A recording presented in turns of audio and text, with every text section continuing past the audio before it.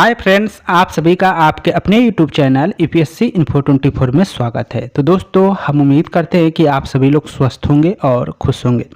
Friends, ये जो video है पीजीटी हिस्ट्री का प्रैक्टिस सेट 130 है। तो अगर आप TGT, PGT, LT grade, GIC और असिस्टेंट प्रोफेसर की तैयारी कर रहे हैं हिस्ट्री सब्जेक्ट से, तो ये वीडियो आपके लिए है।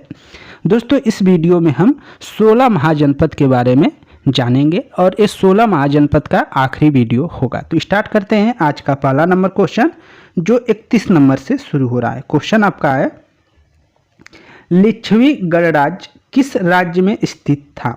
लिच्छवी गणराज्य किस राज्य में स्थित था ये बताना है। बिहार, उत्तर प्रदेश, मध्य प्रदेश, पंजाब। आंसर हो जाएगा आपका बिहार। जो लिच्छवी गणराज्य है वह बिहार राज्य में स्थित था। ऑप्शन ए आपका सही है। व्याख्या देख लीजिए। लिच्छवी गणराज्य बिहार राज्य में स्थित था। उसकी राजधानी वैशाली मुजफ्फरपुर जिले के बसाड़ नामक स्थान पर स्थित था। तो लिच्छवी की राजधानी कहाँ थी? तो वैशाली थी। और वैशाली जो है मुजफ्फरपुर जिले के अंतर्गत एक बसाड़ नामक गांव है, मतलब स्थान है, उसी स्थान पे स्थित था। तो आप मान सकते हैं कि लिच्छवी गणराज्य बिहार में है और उसकी राजधानी वैशाली है। वैशाली जो है आपको मुजफ्फरपुर जो है उसको प्रेजेंट कर रही है, तो ये याद रखिएगा। यह बुद्ध काल का सबसे बड़ा तथा शक्तिशाली गणराज्य था। लिच्छवी वज्जी संघ में स्वर प्रमुख था। ये भी याद रखने वाला है कि लिच्छवी जो था वह वज्जी संघ से ही संबंधित था। आगे चलते हैं, 32 नंबर क्वेश्चन देखते हैं। यूपी जीआईसी प्रवक्ता परीक्षा 2020 में पूछा गया क्वेश्चन है, 6ठी शताब्दी ईसा पूर्व का सबसे दक्षिण महाजनपद था। 6ठी शताब्दी ईसा पूर्व का सबसे जो है कौन जनपद था जो दक्षिण में महाजनपद था? उसके बारे में हमने जिक्र किया था। ऑप्शन ए है मत्स्य, बी ए अवंती, सी ए अस्मक, डी ए चेदी। तो आंसर आपका जाएगा अस्मक के साथ, सी के साथ जाएगा। 6ठी शताब्दी ईसा पूर्व में सबसे दक्षिणी महाजनपद जो था वो कौन था? तो अस्मक था। ऑप्शन सी आप सही कर लेंगे। इसको आपने कहीं ना कहीं जरूर पढ़ा होगा। अगर वीडियो देख रहे होंगे तो ये आंसर आप दे चुके होंगे। व्याख्या देखिए। 6ठी शताब्दी ईसा पूर्व में अस्मक अथवा अस्सक दक्षिण में स्थित एकमात्र महाजनपद था। इससे क्वेश्चन बार बार पूछा जाता है, तो इसको याद रखिएगा कि जो 16 महाजनपद है उनमें सबसे दक्षिण में जो स्थित है वह एक ही महाजनपद है, उसका नाम है अस्मक महाजनपद या अस्सक महाजनपद। इसको याद रखिएगा। जो गोदावरी नदी के तट पर स्थित था। इसकी राजधानी पुत्तन अथवा पोटली थी। राजधानी पुत्तन, यहाँ पुत्तन कर लेंगे, अलग होना चाहिए, टाइपिंग में थोड़ा मिस्टेक हो गया है। तो इसकी राजधानी जो पुत्तन या पोटिल थी। अस्मक का अवंती में संघर्ष चलता था। अस्मक का अवंती से क्या चलता था? संघर्ष चलता था। अंततः अवंती ने अस्मक पर अधिकार कर लिया। और अंत में क्या हुआ? अवंती ने अस्मक पर क्या कर लिया? अधिकार कर लिया। मत्स्य महाजनपद जयपुर के समीप स्थित था। जो मत्स्य महाजनपद है वो कहाँ स्थित था? तो जयपुर के समीप स्थित था, जिसकी राजधानी विराटनगर थी। मत्स्य की राजधानी क्या थी? विराटनगर थी। ये याद रखिएगा। राज्य और राजधानियाँ और किस नदी के किनारे स्थित थे ये, और आधुनिक समय में कहाँ है, इसको याद कर लेंगे तो ये आपका थोड़ा हो जाएगा, मतलब इससे आपका काम चल जाएगा, क्योंकि मिलान करने के लिए देगा तभी आपको थोड़ा सा कठिनाई महसूस होगी। आगे चलते हैं। अवंती 2 भागों में विभाजित था। उत्तरी अवंती की राजधानी उज्जैन थी, जबकि दक्षिणी अवंती की राजधानी महिष्मती थी। शिशुनाग ने अवंती को मगध साम्राज्य में मिला लिया था। किसने अवंती को मगध साम्राज्य में मिलाया था? तो वो शिशुनाग थे। आगे चलते हैं। चेदी महाजनपद आधुनिक बुंदेलखंड में स्थित था। चेदी जो महाजनपद है वो आधुनिक बुंदेलखंड में स्थित था। इसकी राजधानी सोथिवती अथवा शक्तिमती या सुक्तिमती थी। आयोग ने इस प्रश्न का उत्तर चेदी को माना है, जो गलत था। ठीक है, आयोग ने इसका उत्तर क्या माना है? इस प्रश्न का चेदी माना है, जो गलत है। मतलब सबसे दक्षिणी जो है वो अस्मक है, आयोग ने चेदी माना है, ये गलत है, ये हम दे दिए हैं। तो आंसर आपका अस्मक ही होगा। अगला क्वेश्चन है आपका, वत्स जनपद की राजधानी कहाँ थी? वत्स जो जनपद है उसकी राजधानी कहाँ थी ये बताना है। वत्स विराटनगर। विराटनगर आपका मत्स्य नगर का हो जाएगा। मत्स्य का जो राजधानी है वो क्या है, विराटनगर है। शक्तिमती, शक्तिमती क्या है, किसकी राजधानी थी, तो शक्तिमती चेदी की थी। शक्तिमती किसकी राजधानी है, तो चेदी की है शक्तिमती, इसको याद रखिएगा। जो आपका इंद्रप्रस्थ किसी और का है, कौशाम्बी है। वत्स की राजधानी क्या थी, कौशाम्बी थी, इसको याद रखिए। कौशाम्बी आपका आंसर जाएगा। तो कौशाम्बी जो है वत्स की राजधानी है, ये याद रखिएगा। ऑप्शन डी आपका सही हो जाएगा, कौशाम्बी। व्याख्या देख लीजिए, आपको सबकी राजधानी धीरे धीरे मालूम हो जाएगा। ये आखिरी वीडियो है। वत्स जनपद में आधुनिक प्रयागराज एवं बादा का क्षेत्र आता है। वत्स जो महाजनपद है उसमें आधुनिक प्रयागराज, जिसको इलाहाबाद कहते हैं, अब नाम बदलकर प्रयागराज कहा गया है, तो प्रयागराज एवं बादा का क्षेत्र आता है, जिसकी राजधानी कौशाम्बी थी। बुद्ध काल में यहाँ पौरव वंश का शासन था। किसका शासन था, वत्स में, वत्स पर पौरव वंश का शासन था। यहाँ का जो शासक था वो उदयन था। आगे चलते हैं। भास के अनुसार उदयन का विवाह जो है मगध के राजा दर्शक की बहन पद्मावती के साथ हुआ था। भास के अनुसार एक लेखक हैं, तो भास के अनुसार जो उदयन है उसका विवाह मगध के राजा दर्शक की बहन पद्मावती के साथ हुआ था, जो अजातशत्रु की पुत्री थी। दर्शक की बहन अजातशत्रु की पुत्री पद्मावती के साथ हुआ था। उदयन को प्रसिद्ध बौद्ध भिक्षु पिंडोला ने बौद्ध मत में दीक्षित किया था। उदयन को किसने दीक्षित किया था, तो बौद्ध भिक्षु जो पिंडोला था उसने क्या किया था, बौद्ध मत में दीक्षित किया था, उनको शिक्षा दिया था। 16 महाजनपदों में अस्मक ही एक ऐसा जनपद है जो दक्षिण भारत में गोदावरी नदी के किनारे स्थित है, तो ये याद रखिएगा। आगे चलते हैं। 34 नंबर क्वेश्चन है और यूपीजीआईसी प्रवक्ता परीक्षा 2017 में पूछा गया क्वेश्चन है। वत्स महाजनपद की राजधानी स्थित थी, कहाँ स्थित थी, तो वत्स कौशाम्बी में। कहाँ स्थित थी, कौशाम्बी। ऑप्शन बी आपका सही हो जाएगा, इसके बारे में हमने चर्चा किया है। तो वत्स महाजनपद की राजधानी कहाँ है, कौशाम्बी है। ऑप्शन बी आपका सही है। अगला देखते हैं। 35 नंबर क्वेश्चन है आपका। 16 महाजनपदों में से सावथी किसकी राजधानी थी। सोथीवी थी या शक्तिमती या सावथी किसकी राजधानी थी, ये हमने बताया था ऊपर। तो ऑप्शन ए है काशी, बी है अंग, सी है मत्स्य, डी है कौशल। तो किसकी राजधानी है ये आपको बताना है। तो इसमें से हम देखेंगे 16 महाजनपद में श्रावस्ती किसकी राजधानी है। इसमें दिया है कौशल। कौशल आपका आंसर हो जाएगा दोस्तों, कौशल कर लेंगे, ठीक है। कौशल आपका आंसर हो जाएगा, कौशल। थोड़ा सा यहाँ कुछ अटपटा लग रहा है, व्याख्या देख लीजिए, आपको समझ में आएगा। 16 महाजनपदों में कौशल महाजनपद की राजधानी श्रावस्ती थी। वो श्रावस्ती, जैसे श्रावस्ती लिखा गया है, श्रावस्ती, ठीक है, श्रावस्ती होना चाहिए, तो वो श्रावस्ती भी लिखा रहेगा दोस्तों। तो यह जिसको हम क्या कहते हैं, श्रावस्ती कहते हैं, श्रावस्ती को श्रावस्ती। तो कौशल महाजनपद की राजधानी क्या थी, श्रावस्ती, जिसको कहीं कहीं लिखा जो मिला है साक्ष्य में, वो मिला है सावथी, सावथी। तो इसको आप नोट कर लीजिएगा, क्योंकि ऐसे रहेगा तो आप गलत भी कर देंगे, हम भी थोड़ा कन्फ्यूजन में हो गए थे। काशी, अंग एवं मत्स्य महाजनपद की क्रमशः राजधानी जो है वाराणसी, चंपा, विराटनगर है। काशी का तो वाराणसी आपको याद हो जाएगा आसानी से, अंग का चंपा ये भी आसानी से हो जाता है, और मत्स्य का विराटनगर है, इसको आप याद कर लीजिएगा। आगे चलते हैं। बौद्ध ग्रंथ अंगुत्तर निकाय में 16 महाजनपदों का उल्लेख है। एक क्वेश्चन पुराना हो गया है लेकिन पूछा जा सकता है हल्के एग्जाम के दृष्टि से। तो बौद्ध ग्रंथ के अंगुत्तर निकाय में 16 महाजनपदों का उल्लेख है, जिसके नाम इस प्रकार है। कौशल है, काशी है, मगध है, अंग है, वज्जी है, चेदी है, मल्ल है, वत्स है, कुरु है, पंचाल है, मल्ल और मत्स्य है, यहाँ पे सूरसेन है, कंबोज है, अवंती है, अस्मक है, गंधार है। अस्मक सबसे दक्षिण में स्थित है, तो इसको नोट कर लीजिएगा। जैन ग्रंथ भगवती सूत्र में भी 16 महाजनपदों के कुछ भिन्न नामों से उल्लेख मिलता है। तो 16 महाजनपदों का अन्य जगह नाम जो है वो भगवती सूत्र में भी है, जो थोड़ा थोड़ा भिन्न नाम मिलता है, लेकिन 16 महाजनपदों का उल्लेख मिलता है। 36 नंबर क्वेश्चन देखते हैं। उत्तर भारत में गणतंत्र एवं राजतंत्र की स्थापना हुई लगभग कब हुई थी ये बताना है। जो महाजनपद है, जो गणतंत्र या राजतंत्र, उनकी स्थापना कब हुई थी लगभग ये बताना है। तो 6ठी शताब्दी ईसा पूर्व आपको मालूम होगा, तो 6ठी शताब्दी ईसा पूर्व आप आंसर कर सकते हैं। ऑप्शन डी आपका सही हो जाएगा। 6ठी शताब्दी मतलब 600 ईसा पूर्व के लगभग इन 16 महाजनपदों का क्या हुआ, स्थापना हुई थी। तो ऑप्शन डी आप सही कर लेंगे। व्याख्या देख लीजिए।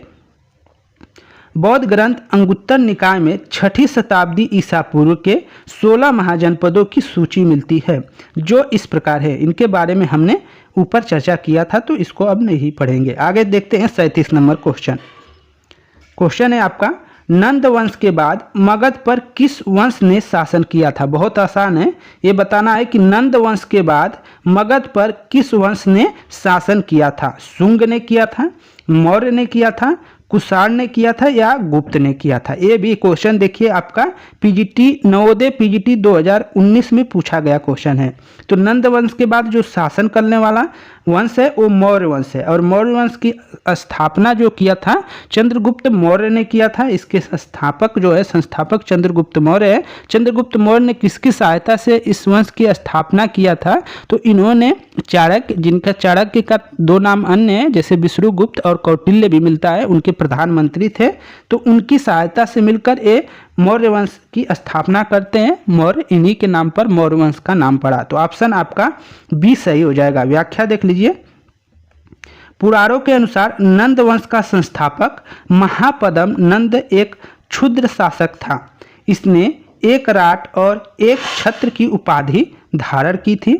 अपने गुरु चाणक्य की सहायता से अंतिम नंद सम्राट घनानंद को पराजित कर चंद्रगुप्त मौर्य ने मौर्य साम्राज्य की क्या की थी, स्थापना की थी। तो इसको आप नोट कर लीजिएगा, अच्छा क्वेश्चन था। अगला क्वेश्चन देखते हैं, 38 नंबर क्वेश्चन है और आपका असिस्टेंट प्रोफेसर 2017 में पूछा गया क्वेश्चन है। निम्नलिखित में से कौन सा राज्य 16 महाजनपदों में शामिल नहीं था। कौन सा जो है 16 महाजनपदों में शामिल नहीं है ये बताना है। गांधार है, कलिंग है, अस्मक है, कंबोज है। तो आप कलिंग का कहीं नाम नहीं देखे होंगे, आपका ऑप्शन बी सही हो जाएगा। कलिंग का आप नाम कहीं नहीं देखे होंगे, तो ऑप्शन बी आपका सही हो जाएगा। कलिंग, कलिंग का विजय जो अशोक के समय मिलता है, तो उसका अन्य जगह उल्लेख हुआ है, यहाँ पे नहीं है। व्याख्या देख लीजिए। बौद्ध ग्रंथ अंगुत्तर निकाय और जैन ग्रंथ भगवती सूत्र में 16 महाजनपदों का उल्लेख है।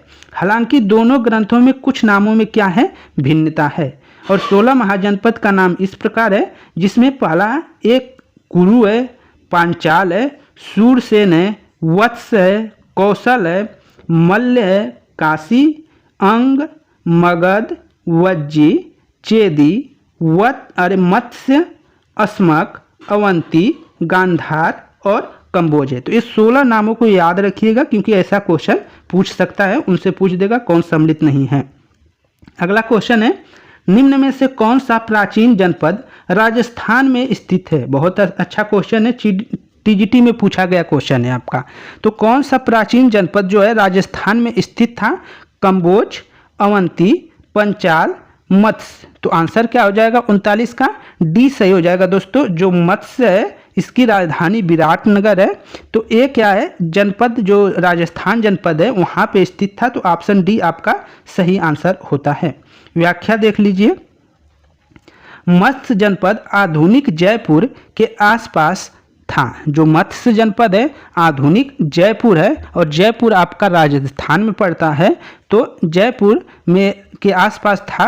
विराट नामक संस्थापक के नाम पर इसकी जो राजधानी है वो विराटनगर थी। ये भी बहुत अच्छा तथ्य आया है कि जो इसकी स्थापना किया था मत्स्य का, वो किया था विराट नामक कोई व्यक्ति, उसी के नाम पर इसकी राजधानी का नाम विराटनगर रखा गया था। अन्य तथ्यों को देखते हैं तो कौटिल्य ने कंबोजों को वार्ता शस्त्रों पर जीवी संघ अर्थात कृषि, पशुपालन, वाणिज्य तथा शस्त्र द्वारा जीविका चलाने वाला कहा है। कौटिल्य ने जो कंबोज है, कंबोजों को मतलब कंबोज में जो लोग रहते हैं उनको क्या कहा है, वार्ता शस्त्रों पर जीवी संघ कहा है, अर्थात कृषि, पशुपालन, वाणिज्य तथा शस्त्रों द्वारा जीविका चलाते थे, उनको कहा है कौटिल्य ने। कान्य कुंज का प्रसिद्ध नगर पंचाल महाजनपद में स्थित था। कान्य कुब्ज का प्रसिद्ध नगर पंचाल जो है पंचाल महाजनपद में स्थित था। आगे चलते हैं। 40 नंबर क्वेश्चन है, सूची 1 को सूची 2 से सुमिलित करना है और ये टीजीटी में पूछा गया क्वेश्चन है। आपको राजधानी दिया है, उनका मिलान करना है। तो सबसे अच्छा काम यही होता है कि आप जिसके बारे में पहले जानते हैं उसी का मिलान कर दीजिए। जिसके बारे में आप जान रहे हैं उसी का मिलान करिए, आप सही कर लेंगे। तो पहले आप मान लीजिए सूरसेन को जानते हैं कि सूरसेन की राजधानी मथुरा थी, तो आप मथुरा से मिलान कर लेंगे। अब देखिए पहले का दूसरे से देख लीजिए, तो इसमें पहले का दूसरे से बस 2 ही है, तो आप इन्हीं 2 पे आप फोकस करेंगे। इसके बाद किसी एक को आपको अगर याद हो जाए तो उसको आप कर लेंगे। जैसे आप कौशल की राजधानी कहाँ थी, या वैशाली देख लीजिए, तो आप इससे मिलान कर सकते। तो वैशाली जैसे वज्जित संघ से संबंधित था, तो वैशाली का वज्जित संघ से कर लेंगे, वैशाली का फोर्स से कर लेंगे। तो अब देखिए इसमें से आपका सी दिख गया, तो सी आंसर कर लेंगे और सबका मिलान करने की ज़रूरत है नहीं। तो आप 1-2 अगर जानते रहें तो उससे भी ये आंसर को हल कर सकते हैं। तो ऐसे आंसर को आप मिलान करते रहिए, आप अच्छा क्वेश्चन बना लेंगे। तो अब जैसे पूरा मिलान कर दे रहे हैं हम, सूरसेन की जो है मथुरा से संबंधित है, गंधार आपका तक्षशिला से संबंधित है, गंधार जो है तक्षशिला से संबंधित है, और आपका कौशल जो है अयोध्या से संबंधित है। तो इस तरह आप मिलान कर लेंगे तो आपका सी आंसर हो जा रहा है। व्याख्या देख लीजिए थोड़ा सा, व्याख्या में वही चीज़ दोहरा दे रहे हैं। सूरसेन मथुरा, गांधार तक्षशिला, कौशल अयोध्या या श्रावस्ती, ठीक है, वैशाली वज्जी संघ। तो इस तरह आपका हो गया। तो बुद्ध काल में सूरसेन का राजा अवंती पुत्र था। बुद्ध काल में सूरसेन का राजा कौन था? अवंती पुत्र था। अंग महाजनपद की राजधानी चंपा थी। इसका नगर का वास्तुकार महागोविंद था। अंग नगर की राजधानी क्या है? चंपा है, और इसके जो वास्तुकार है, बनाने वाले जो हैं, वो महागोविंद हैं। गांधार की राजधानी तक्षशिला प्राचीन काल में विद्या एवं व्यापार का प्रसिद्ध केंद्र थी। तो इन सब चीज़ों को आप नोट कर चलिए। 41 नंबर जनपद दिया है और राजधानी, उनको सुमिलित कर सही आंसर देना है। तो ये भी आप देखिए पीजीटी में पूछा गया क्वेश्चन है, तो इसको आप जरूर नोट कर लीजिएगा। तो इसको हम देखते हैं दोस्तों। तो आप देखिए जनपद दिया है कुरु, कौशल, वत्स, मगध। मगध आपका दिया है, तो मगध का राजगृह कर लीजिएगा, पहले ये हो जाएगा राजगृह, ये आसान है, इसको कर लीजिएगा तो आप अच्छे से कर लेंगे। मगध का आप क्या कर दिए? राजगृह या गृह ब्रज भी कहते हैं, तो इसको राजगृह से मिलान कर लेंगे। वत्स का क्या है? कौशाम्बी। वत्स का आप जानते हैं कौशाम्बी, तो कौशाम्बी जहाँ होगा उसको मिलान करिए। देखिए वत्स का कौशाम्बी, तो आप डी, सी और डी मिलाए हैं, तो डी का दूसरा देखिए, तो डी का दूसरा यहाँ पे 2 मिल रहा है, ठीक है। अब इसके बाद सी का पहले से देखिए, तो सी का पहला यहाँ पे देखिए 1 मिल रहा है, तो डी आपका हो गया आंसर, और मिलान करने की जरूरत है नहीं, डी का आपका आंसर हो गया। तो अब इस तरह कर लेंगे। तो जैसे कुरु है, तो कुरु को आपको मालूम है कि कुरु कौरव कहाँ के रहने वाले थे? कौरव कहाँ के थे? इंद्रप्रस्थ। आप उस समय भारत देखे होंगे तो इंद्रप्रस्थ का नाम आता होगा, कुरु का इंद्रप्रस्थ से कर लेंगे। कौशल जो है अयोध्या से संबंधित है, तो कौशल को अयोध्या से कर लेंगे। तो इस तरह मिलान हो जाएगा, कुरु का इंद्रप्रस्थ हो जाएगा, कौशल का अयोध्या हो जाएगा, और वत्स का कौशाम्बी हो जाएगा, मगध का गिरिब्रज, ये तो आप जानते ही हैं। तो इस तरह आप आंसर कर लेंगे। व्याख्या देख लीजिए, वही चीज़ है, आपको व्याख्या में कुछ नया नहीं देखने को मिलेगा। सूची 1 है, सूची 2 है। जैसे कुरु है, कुरु का इंद्रप्रस्थ होता है। कौशल की राजधानी अयोध्या कह सकते हैं, या श्रावस्ती भी दे देगा, तो अयोध्या या श्रावस्ती दोनों सही है। अयोध्या इस समय का नाम है, श्रावस्ती पहले का नाम है। वत्स की कौशाम्बी, और राजगिरी जो है वो मगध की राजधानी है, तो ये याद रखिएगा। बुद्ध काल में सबसे बड़ा तथा शक्तिशाली वैशाली का लिच्छवी गणराज्य था। बुद्ध काल में सबसे बड़ा शक्तिशाली, बड़ा था और शक्तिशाली, वो कौन था? वैशाली का लिच्छवी गणराज्य था। बुद्धकालीन जो है 4 शक्तिशाली राजतंत्र कौन थे? तो उसमें कौशल, मगध, वत्स और अवंती था। बुद्ध के समय 10 गणतंत्र थे, वो कौन थे गणतंत्र? जिसमें 8 वज्जी संघ के थे और 2 जो थे वो मल्ल के अंतर्गत आते थे। तो ये याद रखिएगा। 42 नंबर क्वेश्चन है, कौन सा सुमेलित नहीं है? राज्य दिया है और महाजनपद दिया है और उसकी राजधानी दिया है। तो अंग का चंपा, ये सभी देते हैं। कौशल का श्रावस्ती सही है। मत्स्य का विराटनगर है, तो बच गया आपका चेदी का, तो चेदी का काम्पिल है नहीं, तो यही आपका गलत हो जाएगा और यही हमारा आंसर हो जाएगा। गलत भी है और आंसर भी है, तो सी आपका आंसर है। सी जो है सुमिलित नहीं है, बाकी के सब सुमिलित है, तो उसको याद रखिएगा। चेदी का जो राजधानी था वो आपको मालूम है कि चेदी का राजधानी सोथी था, सोथवती कहते थे, शक्तिमती कहीं कहीं था, तो वो था चेदी की राजधानी। व्याख्या देखिए, आधुनिक बुंदेलखंड के पूर्वी एवं उसके समीपवर्ती भागों में प्राचीन काल का चेदी महाजनपद स्थित था। तो चेदी जो है आधुनिक बुंदेलखंड में स्थित था। इसकी राजधानी सोथीवती थी, जिसकी पहचान महाभारत में सुक्तिमती से की जाती है। महाभारत काल में यहाँ का प्रसिद्ध शासक शिशुपाल था, जिसका वध कृष्ण द्वारा किया गया था। काम्पिल दक्षिण पांचाल की राजधानी थी। काम्पिल जो थी दक्षिण पांचाल की राजधानी थी, और आधुनिक जो है फर्रुखाबाद, ये याद रखिएगा, काम्पिल वहीं पे स्थित है। अगला क्वेश्चन है 43 नंबर क्वेश्चन है, अजात शत्रु राजा था। अजात शत्रु राजा था, कहाँ का था? अंग का था, कौशल का था, विदेह का था, इनमें से किसी का भी नहीं। तो अजात शत्रु जो था वो कहाँ का राजा था? तो ना अंग का था ना कौशल, ऑप्शन डी हो जाएगा सही। वो इसमें से किसी का नहीं था। जो अजात शत्रु था वो मगध का राजा था, तो मगध है नहीं, तो ऑप्शन डी आपका सही हो जाएगा। मगध रहना चाहिए, तो कहीं का नहीं था। अजातशत्रु मगध का राजा था। यह हर्यक वंश के संस्थापक बिंबिसार का पुत्र था। इसकी हत्या इसके पुत्र उदयन द्वारा कर दी गई थी।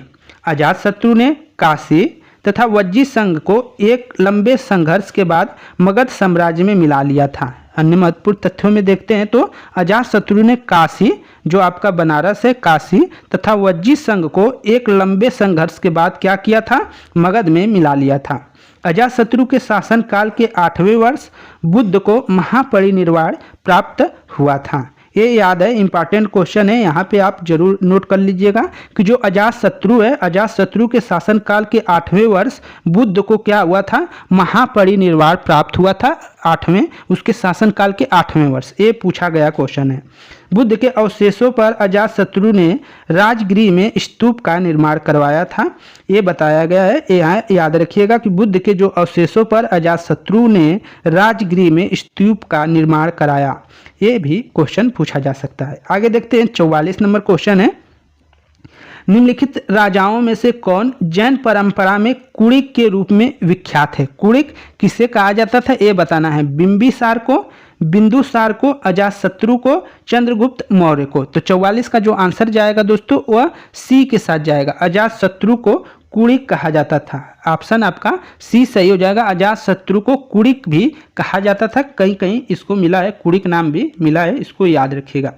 व्याख्या देख लीजिए, अजातशत्रु जैन परंपरा में कुड़िक के नाम से विख्यात था, जबकि बौद्ध परंपरा में अजातशत्रु के नाम से विख्यात था। यह 492 से 460 ईसा पूर्व तक मगध का शासक था। अपने पिता बिंबिसार के साम्राज्य ही समान ही क्या था? साम्राज्यवादी था। मतलब अपने जो सीमा थे उसका उसने राज्यों का क्या विस्तार किया था, इसीलिए साम्राज्यवादी कह सकते हैं। निम्नलिखित में से किस गणिका का राजगृह गणिकाभिषेक हुआ था? किस निम्नलिखित में से किस गणिका का राजगृह में गणिकाभिषेक हुआ था, ये बताना है। सालवती का, आम्रपाली का, वसंत सेना का, रामानिया का। तो किसका हुआ था दोस्तों? तो 45 का एक के साथ जाएगा, सालवती का। तो सालवती गणिका थी जिनका राजगृह में गणिका अभिषेक हुआ था, तो ऑप्शन ए आपका सही आंसर है।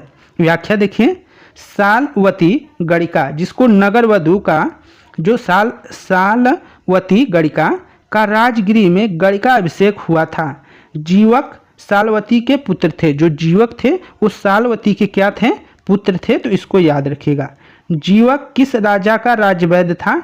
इसका बहुत पुराना क्वेश्चन हो गया। जीवक किस राजा का राज्य वैद्य था, ये बताना है। प्रघोत का था, उदयन का था, अशोक का था, बिंबिसार का था। तो आंसर क्या हो जाएगा? बिंबिसार का था, और प्रघोत को उपचार के लिए बिंबिसार ने भेजा था। ये याद रखिएगा कि जीवक किस राजा का राजवैद्य था, तो बिंबिसार का था, ये याद रखिएगा। व्याख्या देखिए, गौतम बुद्ध के समय का प्रसिद्ध वैद्य जीवक बिंबिसार के दरबार से संबंधित था। बिंबिसार ने अपने राजवैद्य जीवक को अवंती नरेश चंड प्रगोत के राज्य में चिकित्सा सेवा के लिए भेजा था। बिंबिसार हर्यक वंश का प्रथम शक्तिशाली शासक माना जाता है जो मगध साम्राज्य का वास्तविक संस्थापक था। आगे चलते हैं। कालाशोक से क्वेश्चन है 47 नंबर। कालाशोक संबंधित था, कालाशोक संबंधित था किससे? नंद वंश से, शिशुनाग वंश से, पाल वंश से, मौर्य वंश से। तो किससे था ये याद रखना है। तो इसका जो आंसर हो जाएगा नंद वंश तो होगा नहीं, आपका बी सही हो जाएगा, शिशुनाग वंश से। कालाशोक किससे था? तो शिशुनाग वंश आपका आंसर हो जाएगा। कालाशोक शिशुनाग वंश से संबंधित था, ऑप्शन बी सही कर लेंगे। व्याख्या देख लीजिए। कालाशोक इसका शासनकाल 394 ईसा पूर्व से 366 ईसा पूर्व है। तो कालाशोक शिशुनाग वंश से संबंधित था। इसने अपनी राजधानी वैशाली से पाटलिपुत्र स्थानांतरित कर ली थी। कालाशोक के शासनकाल में वैशाली में द्वितीय बौद्ध संगति का आयोजन किया गया था। जो कालाशोक था उसी के शासनकाल में द्वितीय बौद्ध संगति का आयोजन किया गया था। 4 बौद्ध संगतियाँ हुई थी, तो द्वितीय बौद्ध संगति का जो आयोजन किया था वो कालाशोक के शासनकाल में किया गया था। कालाशोक के बाद आपका अशोक आता है, तो इसको याद रखिएगा, कालाशोक, अशोक, तब इसके बाद आपका कनिष्क होता है। तो द्वितीय बौद्ध संगति में विभेद उत्पन्न होने के कारण यह 2 संप्रदायों स्तीवर और महासांदिक में बट गया। कालाशोक का नाम पुराण तथा दिव्यदान में काकवड़ मिलता है। ये भी इंपॉर्टेंट क्वेश्चन है। आगे चलते हैं 48 नंबर।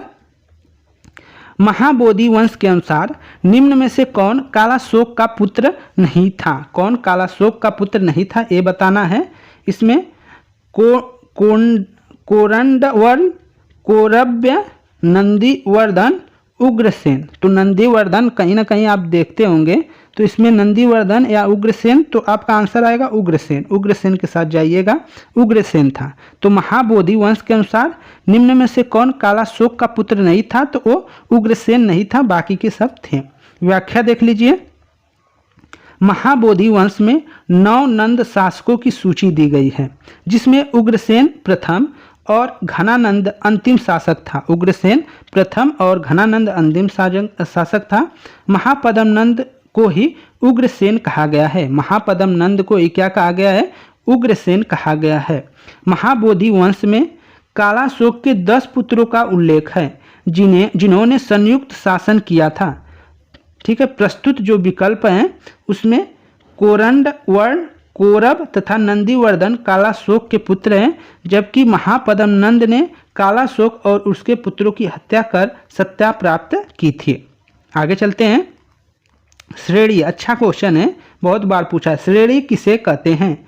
समाज के एक वर्ग को, सैनिकों के पद के नाम को, एक आभूषण को, व्यापार संघ को। तो श्रेणी जो कहा जाता है वह व्यापार संघ को कहा जाता है। ऑप्शन डी आप सही कर लेंगे। श्रेणी किस कहते हैं किसे? तो व्यापार संघ को कहते हैं। ऑप्शन डी आप सही कर लेंगे। व्याख्या देख लीजिए, यहाँ से भी क्वेश्चन मिलेंगे कुछ। प्राचीन काल में व्यापारियों ने अपने अपने संगठन बनाए थे। प्राचीन काल में जो व्यापारी थे अपने अपने क्या बनाए थे? संगठन बनाए थे, जिसे श्रेणी कहा जाता था। मतलब कुछ लोगों का संगठन होता था, उसमें कई लोग होते थे, उसी को क्या बोला जाता था? श्रेणी बोला जाता था। श्रेणी एक ही कार्य करने वाले लोगों का समूह होता था। जो एक ही काम करते थे व्यापारी लोग, उन्हीं का क्या है? समूह को श्रेणी कहा गया। इसके जो प्रमुख होते थे उसको सेठी या श्रेष्ठी कहा जाता था। ये भी पूछ लिया जाता है कभी कभी। आगे देखते हैं अन्य तथ्यों को। तो व्यापारी लोग सार्थ कारवा बनाकर चलते थे। जो व्यापारी लोग थे वो सार्थ कारवा बनाकर चलते थे, जिसके प्रमुख को सार्थवाह कहा जाता था। शिल्पियों से महीनों में एक दिन विशिष्ट कराया जाता था। जो शिल्पी होते थे, शिल्पकार होते थे, उनसे महीने में एक दिन बेकार कराया जाता था।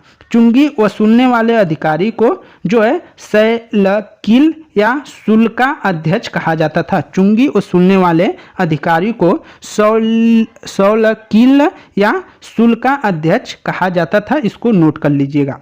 आगे देखते हैं और आखिरी क्वेश्चन है कि सिकंदर ने भारत पर आक्रमण किया था। सिकंदर ने भारत पर कब आक्रमण किया था ये बताना है। 400 ईसा पूर्व में, 370 ईसा पूर्व में, 326 ईसा पूर्व में, 375 ईसा पूर्व में। तो आंसर जाएगा आपका सी के साथ जाएगा दोस्तों, 326 ईसा पूर्व में। दोस्तों यहाँ पे जो है पूरा का पूरा वीडियो समाप्त होता है, मतलब ये आपका जो महाजनपद है उससे समाप्त होता है। आगे हम मौर्य काल के बारे में पढ़ेंगे, जो मौर्य शासन है, मौर्य काल है, उसके बारे में अब वीडियो मतलब बनेगा। अगला जो टॉपिक होगा वो मौर्य काल, तो उसको हम पढ़ेंगे। व्याख्या को देख लेते हैं थोड़ा सा, कल से आप मौर्य काल पर चले जाएंगे। मौर्य काल से जितने क्वेश्चन अभी तक टीजीटी, पीजीटी या एनबीएस जो भी है, केबीएस, ओबीएस जो भी पेपर हुए हैं अभी तक, तो उनके बारे में आपको बताया जाएगा, जहां से किसी भी परीक्षा के लिए अति महत्वपूर्ण होने वाला होगा, या हो सकता है कि अच्छा लग रहा हो आप लोगों को। तो वही प्रयास है कि आप लोग पूरा अभी तक पढ़ जाएं तो आपको अच्छा लगेगा। तो ये व्याख्या देख लेते हैं। सिकंदर मेसुडोन के क्षत्रप फिलिप का पुत्र था। फिलिप द्वितीय का पुत्र सिकंदर था, ये याद रखिएगा। सिकंदर के आक्रमण के समय पश्चिमोत्तर भारत जो है अनेक छोटे छोटे राज्यों में क्या था, विभक्त था, जिनमें कुछ गणतंत्रात्मक थे तो कुछ राजतंत्रात्मक थे। उसने भारत पर 326 ईसा पूर्व में आक्रमण किया, परंतु व्यास नदी से आगे नहीं बढ़ सका। सिकंदर भारत में कुल 19 महीने रहा था। कितने महीने रहा था? 19 महीने रहा था। इस समय मगध का शासक घनानंद था। अन्य महत्वपूर्ण तथ्यों को देखते हैं तो भारत में यूनानी मुद्राओं की नकल पर उलूक शैली के सिक्के गढ़े गए थे। भारत में यूनानी मुद्राओं की नकल पर उलूक शैली के क्या है, सिक्के ढाले गए। सिकंदर ने कुछ नगरों की क्या की थी, स्थापना की थी। उनमें जो प्रमुख नगर है वो निकया है। कौन है? निकया अर्थात विजयनगर है। बुके फाल जो अपने प्रिय घोड़ा के नाम पर नगर की स्थापना किया था, वहाँ पे उसके घोड़े की मृत्यु हो जाती है और वहीं पे इस बुके फाल नामक जो है नगर की स्थापना करता है अपने घोड़े के नाम पर। सिकंदर ने झेलम नदी के पूर्वी भाग से व्यास नदी तक के क्षेत्र पर शासन पोरस को सौंप दिया था। पोरस जब उससे युद्ध किया था, पोरस हार गया था, लेकिन पोरस ने जब सिकंदर ने पोरस से पूछा कि तुम्हारे साथ क्या किया जाए, तो वो वही कहता है कि एक जो मतलब आक्रमणकारी दूसरे आक्रमणकारी के प्रति करता है वही किया जाए, और क्या किया जाए। तो उसी से वो प्रसन्न होकर सिकंदर ने उसको क्या किया था, उसका राज्य तो वापस किया, साथ में और भी क्षेत्र उसको दे दिया था। सिकंदर ने सिंधु तथा झेलम के बीच भूभाग पर शासन आम्बी के अधीन कर दिया था। आम्बी जो था उसके अधीन कर दिया था। तो ये कुछ महत्वपूर्ण तथ्य थे जो आपसे पेपर में पूछे जा सकते हैं। वीडियो अगर अच्छी लगी हो तो वीडियो को लाइक कर दीजिएगा दोस्तों, और चैनल पे नए हैं तो चैनल को जरूर सब्सक्राइब कर लीजिएगा। दोस्तों आप कमेंट करते रहें, थोड़ा सा मोटिवेट होते हैं, मतलब कि आप कमेंट करेंगे, कुछ सजेशन देंगे तो अच्छा लगता है, और कोई बात नहीं है, आप लाइक भी कर सकते हैं करना चाहें तो दोस्तों धन्यवाद, नमस्कार।